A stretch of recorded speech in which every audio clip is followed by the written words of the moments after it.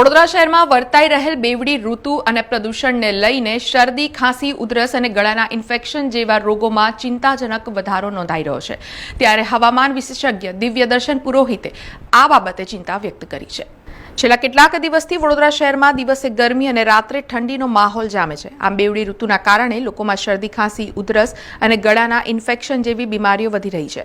સાથે શહેરનો air quality index એટલે કે AQI પણ ચિંતાજનક છે, જે સમગ્ર પરિસ્થિતિ માટે ગ્લોબલ વોર્મિંગ જવાબદાર હોવાનું હવામાન વિશેષજ્ઞ દિવ્યદર્શન પુરોહિતે જણાવ્યું હતું। વસ્તીની દ્રષ્ટિએ પ્રદૂષણ દિલ્હી કરતાં વડોદરામાં વધુ હોવાનું પણ તેઓએ જણાવ્યું હતું।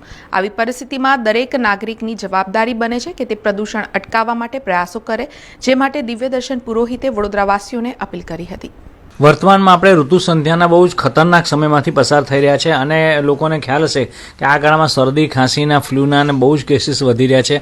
જાત જાતના રોગોનો પણ એકદમ આક્રમણ થઈ રહ્યું છે, કેમ કે એક્સ્ટ્રીમ વેધર ઇવેન્ટ એટલે કઠોર ઋતુમાંથી આપણે પસાર થઈ રહ્યા છે। ગ્લોબલ વોર્મિંગ, ક્લાઇમેટ ચેન્જે માણસે સુખ પામવાની આંધી દોડ પેદા કરી, એને કારણે જે પ્રકારના ગ્રીન હાઉસ ગેસીસ પેદા કર્યા એને વાતાવરણ બહુ પફ કરી નાખ્યું છે। અને અત્યારની વાત કરીએ વડોદરાની તો લગભગ 150થી લઈને 300 સુધીનો AQI એર ક્વોલિટી ઇન્ડેક્સ સાદી ભાષામાં પ્રદૂષણ કહેવાય જુદા જુદા વિસ્તારોમાં છે।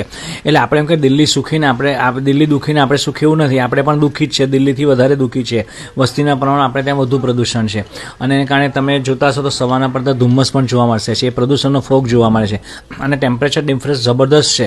રાત્રે બપોરે 32થી 33 ડિગ્રી ટેમ્પરેચર જાય છે અને રાત્રે 18થી 15 ડિગ્રી જતું રહે છે। એટલે આ જે ટેમ્પરેચર ડિફરન્સ લાંબો પડી ગયો એ ઋતુ સંધ્યા કહેવાય અને ઋતુ સંધ્યાને કારણે આ ટેમ્પરેચર ડિફરન્સને કારણે જાત જાતના રોગો થવાની ચોક્કસપણે સંભાવના રહેલી હોય છે।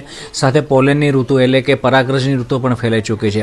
એટલે હું ગભરાતો નથી, પરંતુ બને ત્યાં સુધી બે વસ્તુ કરવી આપણે। એક તો આપણે પ્રદૂષણને નાથવાની કોશિશ કરવી આપણાથી, બીજાથી થાય કે ના થાય, આપણાથી પ્રદૂષણ જેટલું ઓછું ફેલાય એવા બધા પગલાંમાંથી એકાદ બે પગલાં, વૃક્ષ વાવો કે પાણીનું જલ સંરક્ષણ કરવું કે વાહન ટ્યુન કરાવીને ચલાવવા, કાગળ ઓછો વાપરવો, એવું કંઈ બી જે થઈ શકે આપણે કરવું।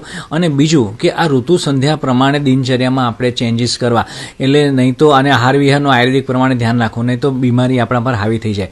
એટલે આવનારા સમયમાં હજી આ બધી કઠોર ઋતુ ધીરે ધીરે દર વર્ષે જનરેટ થતી જશે અને હવે અત્યારે ઉનાળો હતો પણ ઉનાળો હવે શરૂ થઈ ચૂક્યો છે, જે માર્ચમાં આવવાનો તે શરૂ થઈ ચૂક્યો છે અને છેક લાંબો ચાલશે, જુલાઈ ઓગસ્ટ સુધી ઉનાળો જવાનો છે। સમાચારોના સતત અપડેટ માટે TNN ન્યૂઝને YouTube પર સબસ્ક્રાઇબ કરી બેલ આઇકોન પ્રેસ કરો અને અમારી સાથે જોડાયેલા રહો Facebook, Instagram અને Twitter ઉપર।